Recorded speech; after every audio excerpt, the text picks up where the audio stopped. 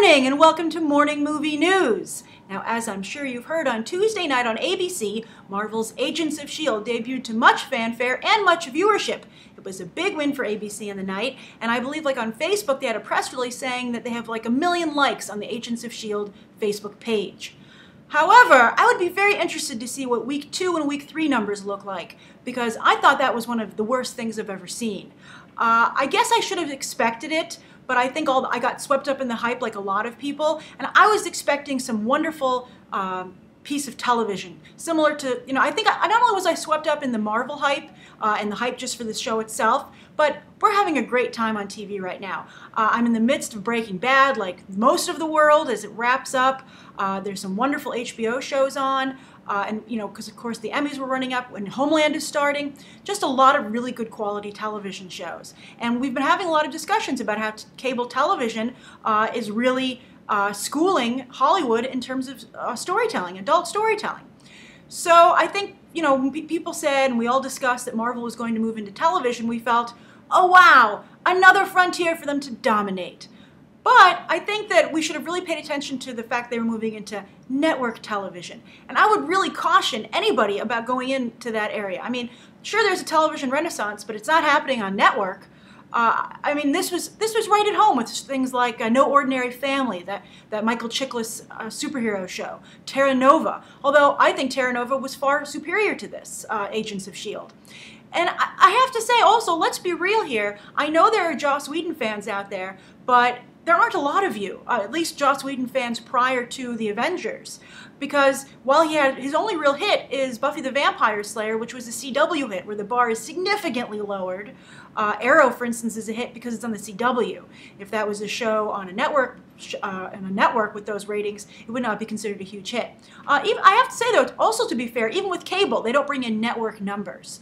Networks don't bring in what they used to either, but they're still bringing in higher viewership than anybody else, with the exception though of The Walking Dead. And The Walking Dead still has higher viewership, as people have been pointing out, even to Marvel's Agents of S.H.I.E.L.D. More people tune into that. And I think that Walking Dead is still by far and away the watermark for quality comic book adaptations on the small screen. And it has nothing to fear from Marvel's Agents of S.H.I.E.L.D. But all of Whedon's other shows have been canceled and couldn't fail to find viewership. And I went on the message boards being like, is it only me? Am I the only one who hates this? And I saw a lot of people saying, oh, I really hated it. I turned it off. I didn't watch the whole thing. And I have to be honest with you, I had just come home from traveling, and after the first commercial break, I did turn it off. I mean, I went back and watched it afterwards, but I'd had a long time traveling. I had Breaking Bad on my, the second to last episode, also on my DVR, and I had to go to sleep. And I was like, you know what? I'm not wasting my time with a show that's really bad when there's so much other good stuff that I need to watch. And I think a lot of people are going to feel that way. Television is getting very competitive, like every other area in entertainment. So again, Whedon is not a great television maker. I mean, he has his fan base, but he's never succeeded in the medium. Marvel took a huge risk with him in film, and it paid off. So maybe Joss Whedon is a great filmmaker. And I was also disappointed to see that he went back to all of his old tricks here for this television show. You had another, with the exception of Clark Gregg, who I tuned in to see, so I really had no interest in anybody else they introduced. But the characters they did introduce were, and this is a term I've been hearing a lot about this show and people critiquing it, straight out of central casting. So, by the numbers and unoriginal characters, they might as well be made of cardboard. And based on their performances, also, that's another reason they should have been made out of cardboard. I also didn't like the fact they were all, young 20-somethings, early 30s. I like to see diversity in terms of not only, I know I bring up diversity a lot, but I think it's key to success, especially these days with the global market. But you had very little diversity in terms of age and, characters.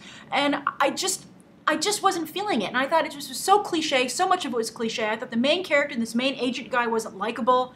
I thought that, Maria Hill, I didn't like Colby Smulders in the Avengers movie, and I didn't like her here. And also Clark Gregg is so obviously, I think, a life model decoy, or I guess a fancy word for a robot for those of you who don't follow the Marvel Universe. And I think that would have been such a more fascinating story to have an adult look, a sophisticated, smart look at, coming back and not being a real person, but having those memories. Something done very well, by the way, on a network show. So touche, it can be done. I thought the Sarah Connor Chronicles was very good. But this was just one cliche after another. I appreciate that they took the time to fly to France for that opening sequence. That was nice. And, and I also thought that the references actually to the film were distracting because I was constantly like, but I know that guy's never going to show up. And, they said Agent Romanoff, best score since Romanoff. And I'm like, but she'll never come here. And she shouldn't, because this is a horribly poorly lit world of television. And I was just really disappointed in it. And also I have to say, at the beginning when they had that superpowered man and his son was looking in the window, and he was like, hey, do you want one of those action figures? And the son was like, no, thanks. And eventually it turned out to be because he was concerned about his father's finances. But at first I was like, well, there's no character for him to relate to because it's an entirely white cast on the Avengers, pretty much, and also here on this show. And I think starting out with African-American characters just and then they sent them away, highlighted, the lack of diversity, as I'm saying, in this show. And so, I thought it was too rushed, and I had big problems with it, and I just was so disappointed. And I do have some concerns that it's going to hurt the Marvel franchise overall. And I think if this is the way they're going, I would be very nervous about Agent Carter. Now, someone else I'm very nervous about is Commissioner Gordon, because it was announced, I guess they should have waited for the Agents of S.H.I.E.L.D. to premiere and seen how horrible it was, and maybe they could have not released this news. But right after the show was ending, Warner Brothers very strategically announced that Fox had won the bidding war for a Warner Brothers produced television show about Commissioner Jim Gordon's origin story. And there will be no Batman, but for some reason they said you will see some of Batman's villains in their early days as well, which I think is weird, because one of the things is that Batman inspires a lot of his villains to take the more theatrical route because of what he does to Gotham. So by having them exist before Batman, you're really playing with a chicken and the egg there. I think it's better if they all come at once. But also, I don't really know if it's worth exploring a Jim Gordon that can't bounce off Batman, because I think they're important two sides of the same coin. I think that's ridiculous. And also, it's going to be on Fox, which makes me very nervous. So I don't think I think we're clearly seeing these problems where these shows are trying to be part of a larger Marvel universe or a larger DC cinematic universe, and they can't be a full part of it, a full member, because there are different budgets, and also they're different mediums.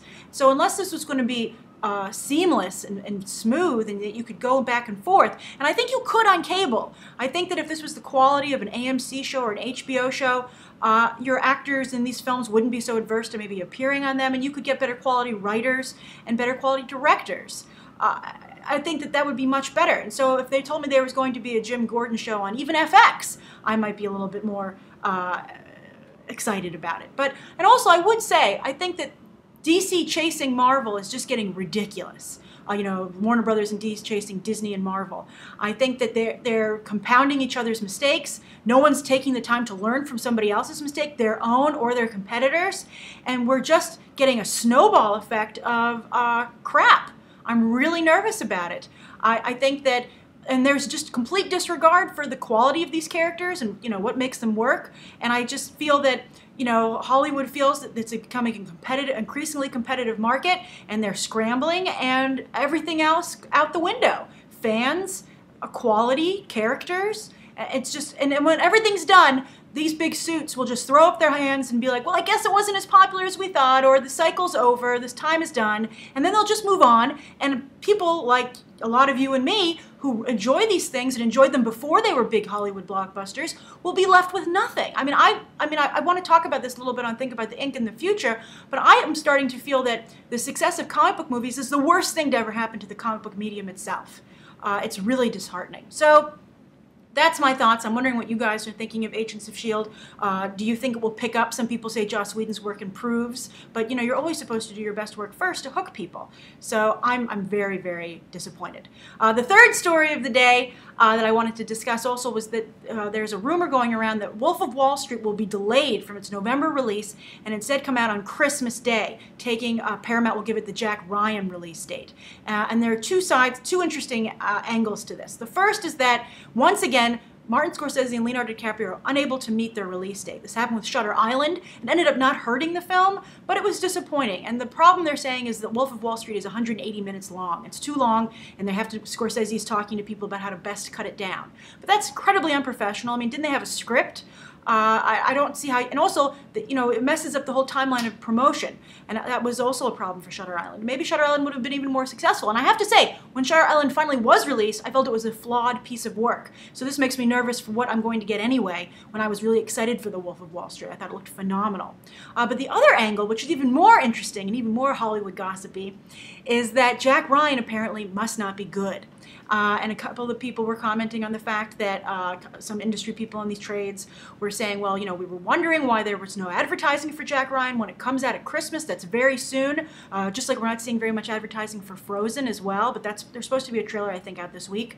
But they're saying, well, Jack Ryan just wasn't ready, or it's not looking good. So they're going to push it to actually, I believe, sometime in January. I think that is either President's Day or Martin Luther King weekend. I think it's President's Day. I can't remember off the top of my head. Some movies do open in January and do okay, but it's still, it's a much less prestigious date where the expectations are lowered substantially. And you might think, who would drop a Kenneth Branagh directed, Chris Pine starring actioner with Kevin Costner as well, smack in the middle of January? And your answer would be, well, if it's not very good, that's where you would put it. So shocking, interesting. Paramount has a real problem on their hands. They have two filmmakers, Martin Scorsese and Kenneth Branagh, who are letting them down, and now they have to try and clean up the mess and trick you into spending your money on the films anyway. So that's today's morning movie news. New York Film Festival is starting, so things are going to be a little crazy, but a lot of cool, interesting movie reviews will be coming out, a lot of great coverage, hopefully, and of course, your usual BTT programming. Thanks for watching, and I'll see you soon.